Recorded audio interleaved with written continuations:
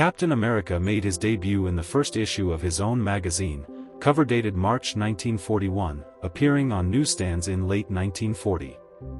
Officially recognized as a co-creation of Joe Simon and Jack Kirby, the specific details of the character's origins, as is common in the entertainment industry, have been the subject of differing and occasionally contradictory recollections from those involved.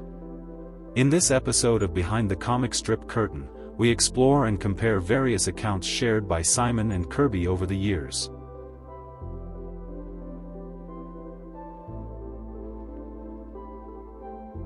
One of Jack Kirby's earliest accounts of the creation of Captain America comes from his written testimony dated July 12, 1966. This was prepared on behalf of Marvel, at a time when Joe Simon was seeking to obtain copyright of the character. Kirby's account described the beginnings of his working relationship with Simon and emphasized the collaborative nature of their work. He recounted that Simon, whom he described as an editor, had hired him as an artist in late 1939 or early 1940 for what was then known as Timely Comics. Kirby recalled that the company had no established characters at this point, so the two men set about creating new ones for Timely to publish. In doing so, it was recognized that Superman-type heroes were popular, and that the country was experiencing a patriotic stir. Military-themed names such as Major and Captain were already appearing in comic features. This was the context in which Captain America was conceived. The characters began to evolve from those discussions. There were sketches made of the characters and their costumes, and these were changed and modified until they assumed what we considered the correct appearance of the product we sought. We first drew the Captain America shield, for example, as a tricornered shield, and there were discussions as to whether it would be circular. There were scales to be put in the upper chest part of the figure. It was a popular form for the decoration of a superhero. We used Hitler and the Nazis as perfect villains. The discussions were primarily between Joe Simon and myself in the Timely office. This was the beginning of our partnership because we worked so well together. There was an exchange of ideas until we had a finished product that we believed would gain reader interest. The strip centered on Steve Rogers, a soldier granted enhanced abilities by a government experiment. Like many early superheroes, he maintained his secret identity, even while operating as a private in an army unit. In doing so, he somehow concealed both his costume and shield beneath his clothing, the practicalities of which Kirby would address in later interviews. We intimated that the costume was extremely strong but very, very flexible. It folded easily. And, of course, we took a little license with that kind of thing. We even gave him a flexible shield, which he hid on his back under his jacket. In an insertion to his 1966 testimony, Kirby broadly recalled a discussion with Simon concerning the name of their character, who was evidently already designated as a captain. In this account, Kirby asked what the character should represent, and was told that he represented patriotism and America. It was then that Kirby suggested Captain America. The two men decided to give Captain America a young sidekick, another aspect that Kirby recalled initiating.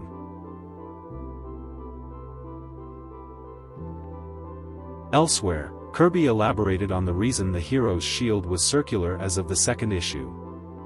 I made it round because it would be easier for throwing.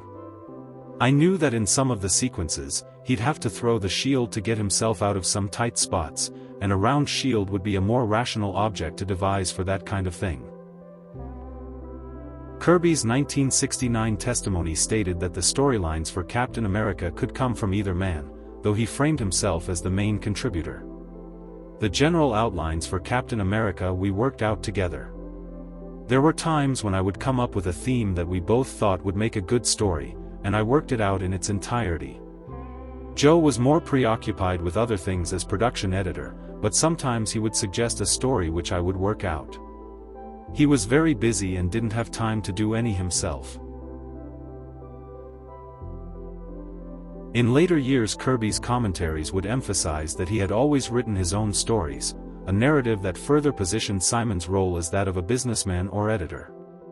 For example, in 1970, Kirby was asked how much of the writing he had contributed during the team's Captain America run. "All of it. I've always done my own writing. We were both professionals and we were both capable of doing the stuff, but Joe did most of the business.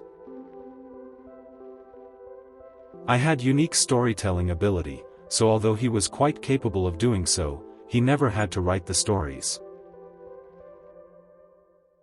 I'd write the stories on Captain America or whatever we'd be working on, and Joe did business with the publisher because he could meet the publisher with equal footing. No account of Captain America is complete without mentioning his greatest foe, the Red Skull, who also debuted in the very first issue. In various commentaries, Kirby often referenced the Red Skull as a Simon and Kirby co-creation. However, on at least 2 occasions in the early 1970s, he instead attributed the character to Ed Herron, one of several uncredited writers employed under the Simon and Kirby name.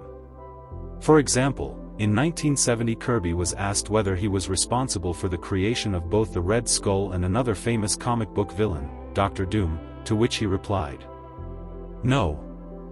I had a hand in creating Dr. Doom, and the Red Skull was created by Eddie Herron, who created Captain Marvel."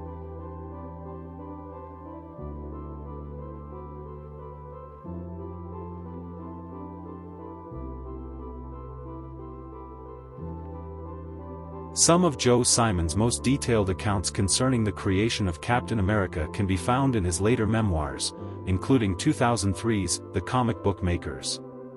As with Kirby, he recalled the events as taking place during a turbulent period marked by rising patriotic sentiment. In Europe, the Nazis were marching, Hitler and his stormtroopers splashed across the headlines daily. Our government's propaganda was preparing us for the day when the US would enter the war. It was a time of extreme patriotism. Recognizing Hitler as an arch-villain for the ages, and aware that American children were already playing at soldiers, Simon, working alone, set about conceiving a superhero who would also serve in uniform. He described him as a meek, bumbling private with muscles of steel and a colorful, star-spangled costume under his khaki uniform. "I stayed up all night sketching the usual athletic figure, mailed armor jersey, bulging arm and chest muscles, skin, hugging tights, gloves and boots flapping and folded beneath the knee. I drew a star on his chest, stripes from the belt to a line below the star, and colored the costume red, white and blue. I added a shield. As a child, I had been hung up on shields. Barrel staves were a good defensive weapon against stones in a tough neighborhood. I wrote the name, Super American, at the bottom of the page. No, it didn't work. There were too many supers around. Captain America had a good sound to it. There weren't a lot of captains in comics. It was as easy as that." According to Simon, the character's civilian name of Steve Rogers was partly based on Army terminology, where the term Roger was commonly used. He also felt that Captain America needed a companion, whom he would name after an old acquaintance. The boy companion was simply named Bucky, after my friend Bucky Pearson, a star on our high school basketball team. In addition to working on the initial concepts behind Captain America, Simon recalled actively contributing to both the strip's artwork and storylines. "In almost everything we did in those days I would sit down at the board and put everything in pencil, and Jack would get the stuff and tighten it up. I'd put the story on the board, I'd rough it up, and Jack would tighten it up. There came times when we would work different ways. There were many ways we worked. In those days, that's the way we did it. I wrote the first Captain America book with penciled lettering right on the drawing boards, with very rough sketches for figures and backgrounds." Elsewhere, Simon would refer to the origin of Captain America, in which he received a super soldier serum, as the weakest part of the character, recalling that the priority had been to get to the action scenes.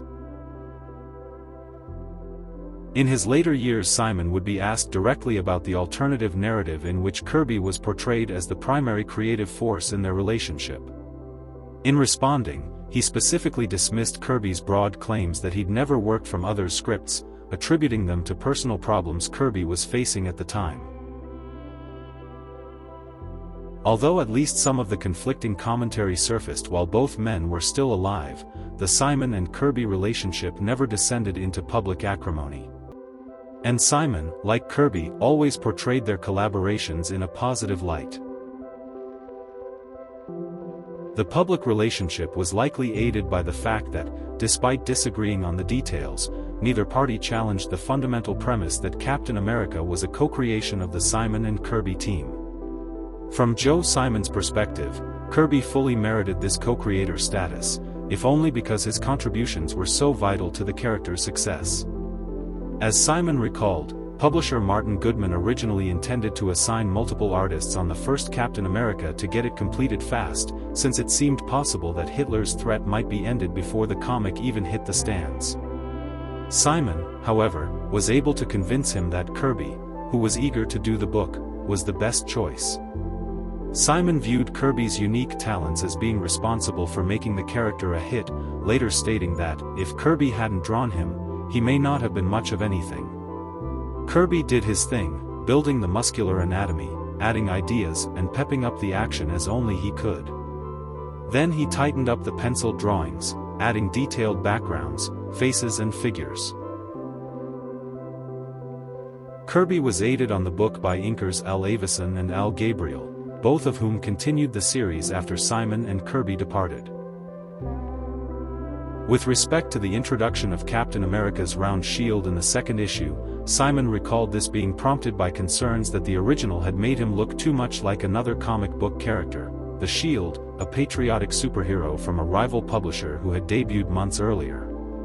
The Shield character had been the cause of a controversy with publisher John Goldwater when he had objected to the shape of Captain America's shield as it appeared in the first issue, because it was similar to the imprint on the chest area of his character's costume. To placate him, we changed Captain America's traditional shield to a round one, which was handier anyway since it became a convenient boomerang object to throw at foes. As for the genesis of Captain America's arch-foe, the Red Skull, Simon would give varying accounts. For example, in one interview he stated that it simply made for an interesting visual, providing him and Kirby with a character that was good to draw.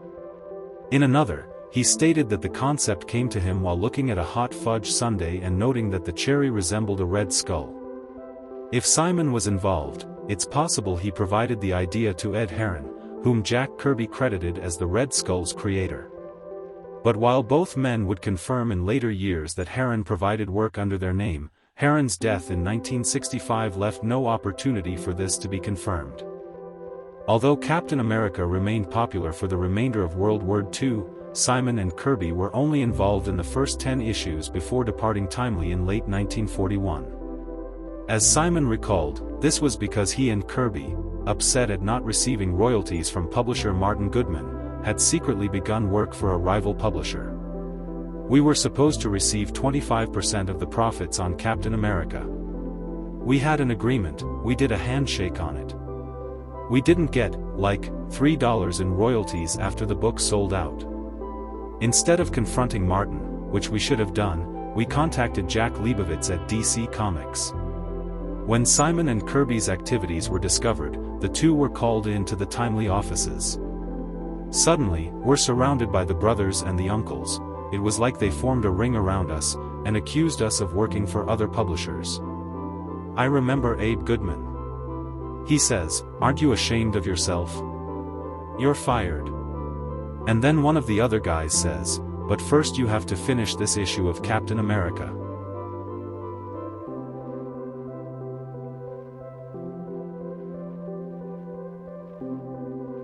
In 1947 Timely would produce a pamphlet titled Secrets Behind the Comics, written by a young Stan Lee. This included several pages covering the creation of Captain America, who, despite a steep sales decline during the post-war era, remained one of the company's better-known characters. With Simon and Kirby now actively working for the competition, neither would be mentioned by name. Instead, the publication recounted how Timely publisher Martin Goodman had wanted a patriotic hero who fought against fascism, before engaging the services of America's top writers and artists to submit their ideas. Whether Goodman specifically requested a patriotic hero will never be known for sure, though he would certainly have been aware that rival publishers were already producing such characters.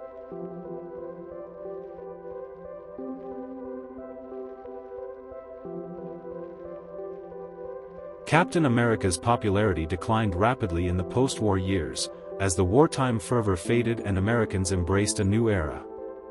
As the end drew near, there was a failed attempt to retool the title in line with the increasingly popular horror genre. This would be followed by a brief attempt in the 1950s to revive the adventures of Captain America, this time reinventing him as a crusader against communism. But it was not until 1964 that Marvel, once again employing the talents of Jack Kirby, successfully restored Captain America to prominence, reintroducing him to a new generation and securing his place as one of the company's enduring icons. And while some of the details behind his creation may have been obscured by time and differing recollections, he continues to be officially recognized as a co-creation of Simon and Jack Kirby.